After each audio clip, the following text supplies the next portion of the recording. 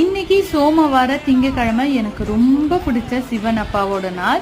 இன்னைக்கு என்னோட வேல்மாறல் பூஜையோட 29வது நாள்.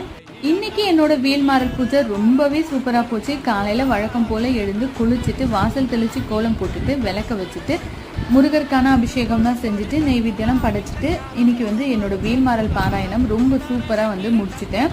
அது மட்டும் இல்லாம போன மந்த் 5ஆம் தேதி தான் நான் வேல்மாறல் பூஜை ஸ்டார்ட் பண்ணேன். இந்த மந்த் 5ஆம் தேதி 1 மந்த் எனக்கு கம்ப்ளீட் ஆகுது.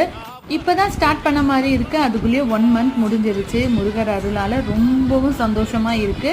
வேல்மாறல் பாராயணம் பண்ணும்பொழுது மனசு அலைப்பாயுது. அதுக்கு என்ன பண்ணது சிஸ்டர் அப்படின்னு சொல்லிட்டு ஒருத்தவங்க கமெண்ட்ஸ்ல கேட்டிருந்தாங்க.